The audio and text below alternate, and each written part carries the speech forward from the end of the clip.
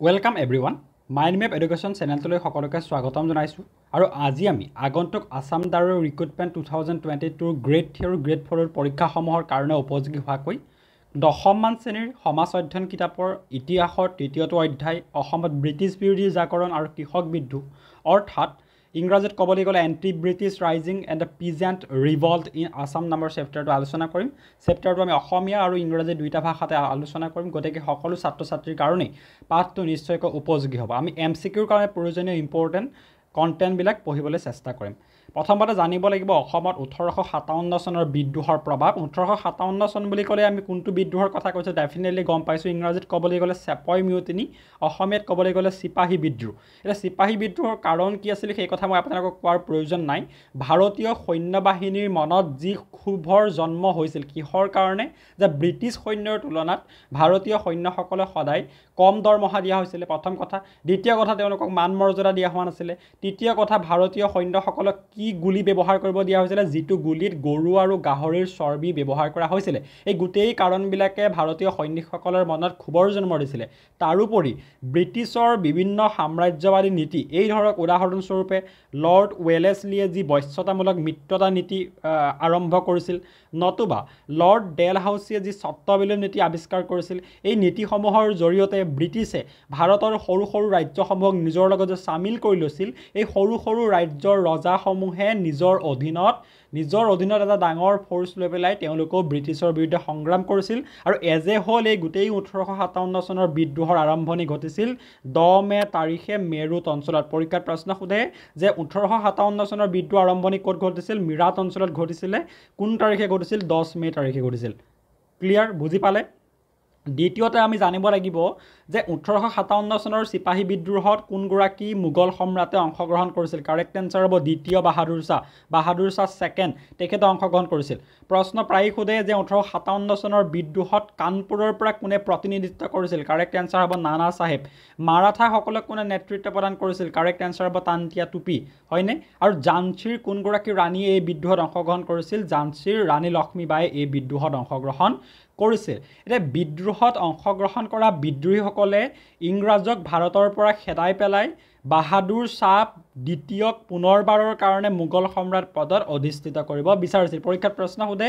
বিদ্ৰোহীসকলে ইংৰাজক খেদাই কাক পুনৰ নিজৰ ৰজা হিচাপে বিচাৰিছিল দ্বিতীয় বাহাদুৰ শাহক তেওঁলোকে পুনৰ নিজৰ ৰজা হিচাপে বিচাৰিছিল নেক্সট আমি জানিব লাগিব যেটো সময়ত ভাৰতবৰ্ষৰ উত্তৰ অংশত সিপাহী বিদ্ৰোহ চলি আছিল সেইটো সময়ত অসমত ব্ৰিটিছৰ দুটা সৈন্য বাহিনী আছিল দুটা সৈন্যৰ ৰেজিমেন্ট আছিল এটা আছিল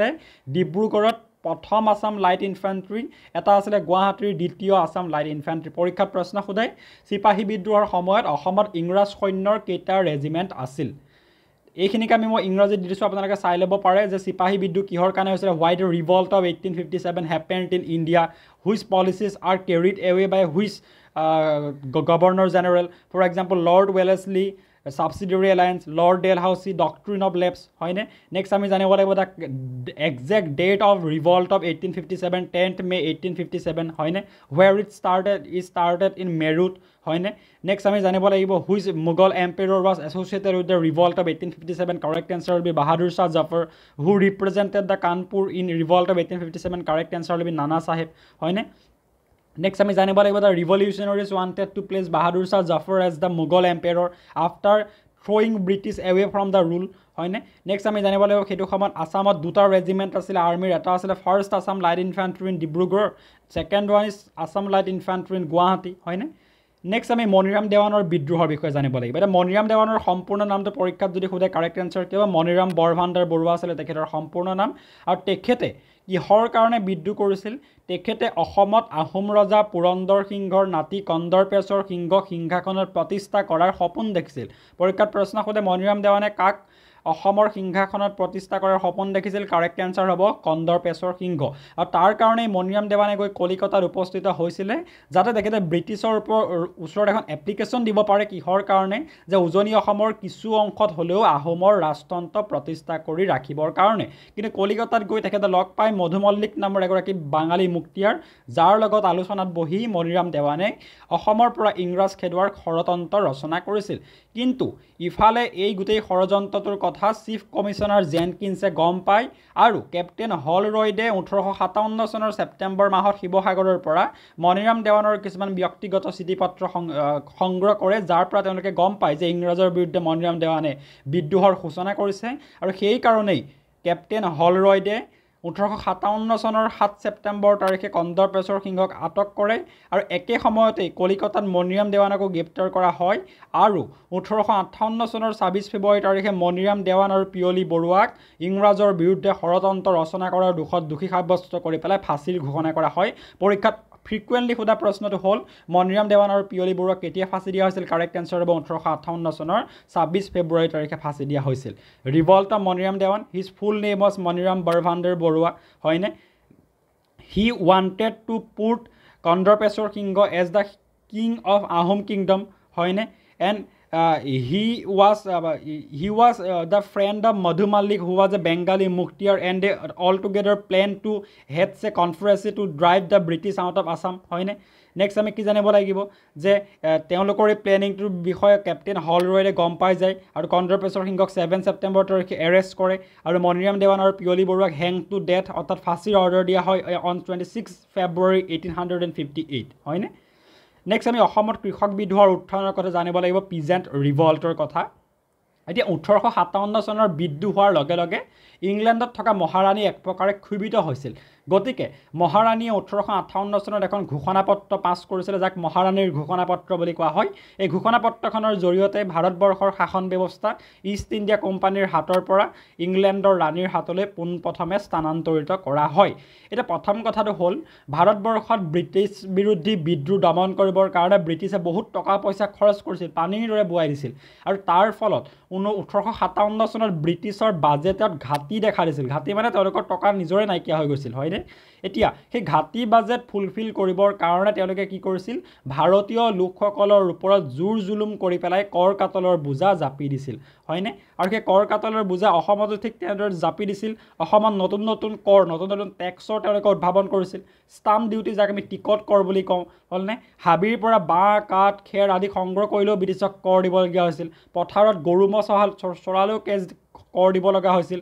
নদীৰ পৰা মাছ ধৰিলেও কৰ দিব লগা হৈছিল এক প্ৰকাৰে অসমবাসীৰ মূৰত ভাৰতবাসীৰ মূৰত তেওঁলোকে কৰৰ এটা বোজা জাপি দিছিল হ'লনে মই ইতিমধ্যে কৈছোঁ queen's proclamation of 1858 by which all the powers of the Indian subcontinent went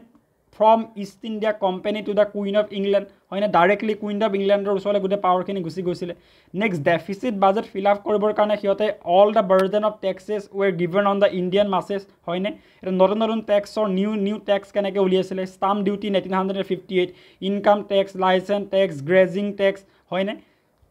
next আমি জানিব লাগিব ৰাইচ মেলৰ বিষয় এতিয়া এই যে কৃষক বিদ্ৰোহসমূহ হৈছিল কৃষক বিদ্ৰোহসমূহ এনেকুৱা বিদ্ৰোহ নাছিল য'ত বন্দুক বাৰুদ লৈ পেলাই ব্ৰিটিছক হত্যা কৰিব কৃষক বিদ্ৰোহসমূহ আছিলে এক প্ৰকাৰৰ ৰাইচ মেল য'ত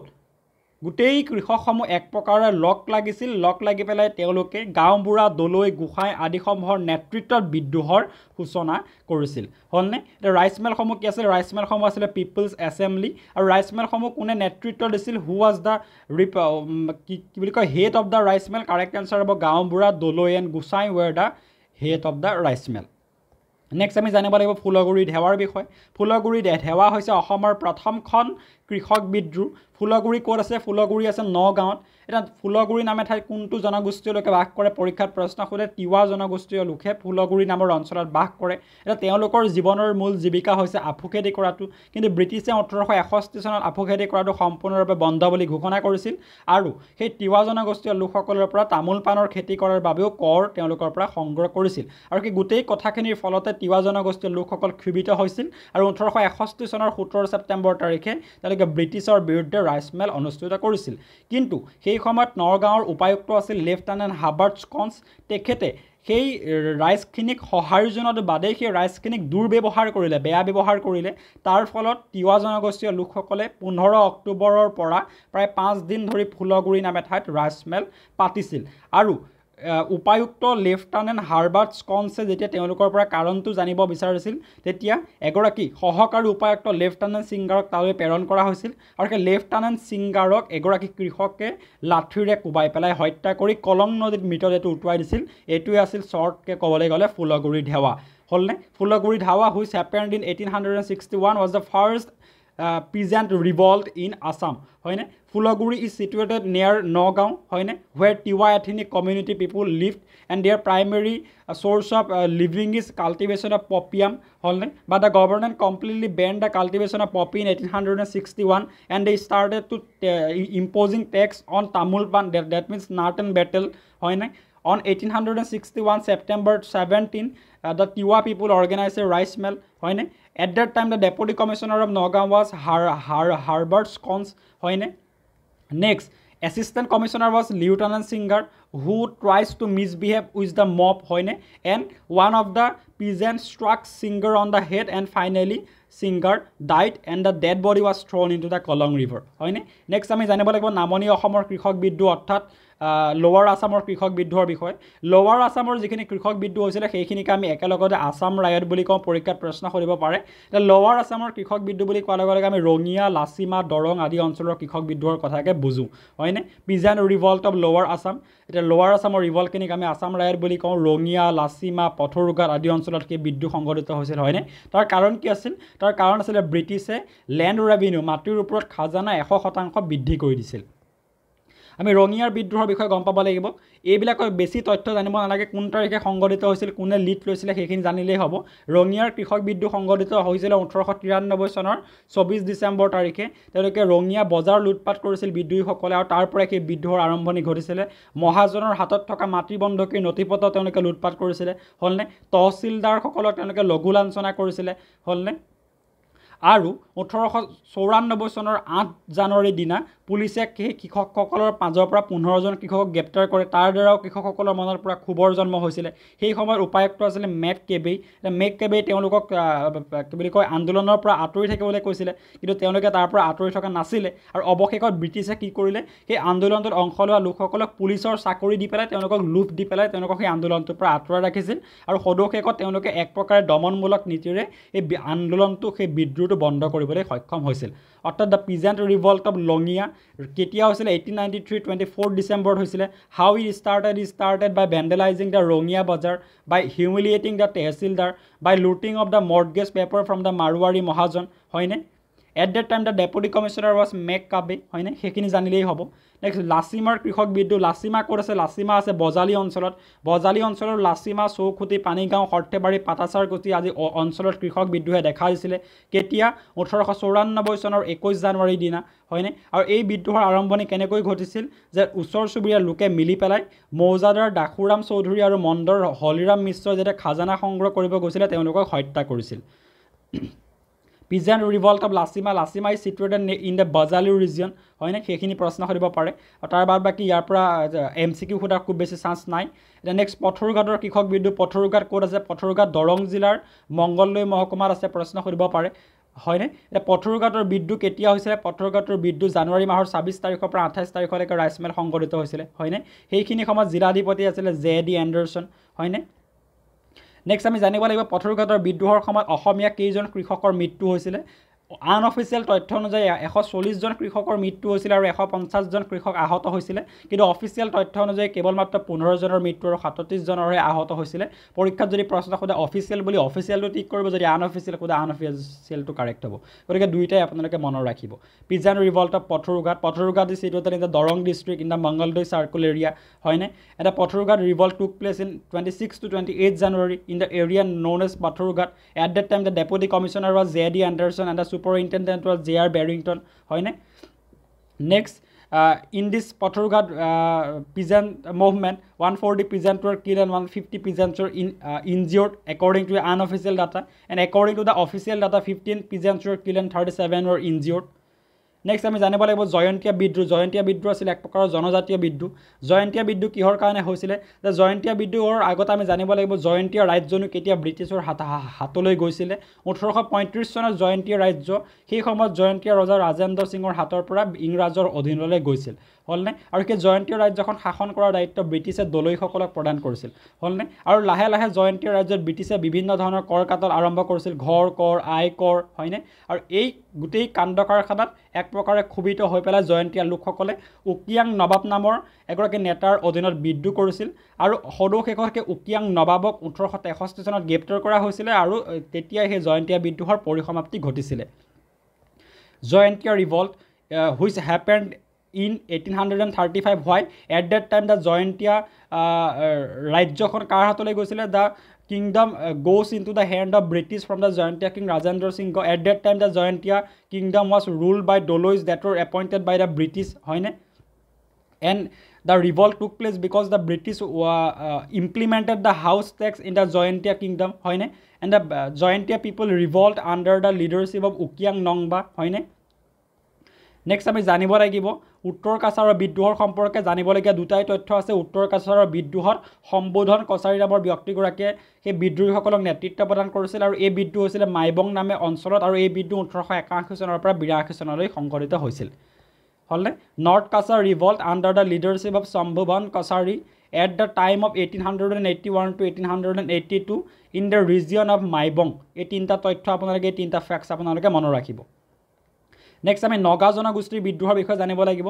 নগা জনগোষ্ঠীৰ বিদ্ৰোহ আৰম্ভ হৈছিল 1878 চনত তেখেতে এগৰাকী ব্ৰিটিছ বিষয়া দামান্তক হত্যা কৰিছিল আৰু তাৰ লগে লগে নগা বিদ্ৰোহৰ আৰম্ভণি হৈছিল in 1878 they killed a British officer next Damant and by this the revolt of Naga also started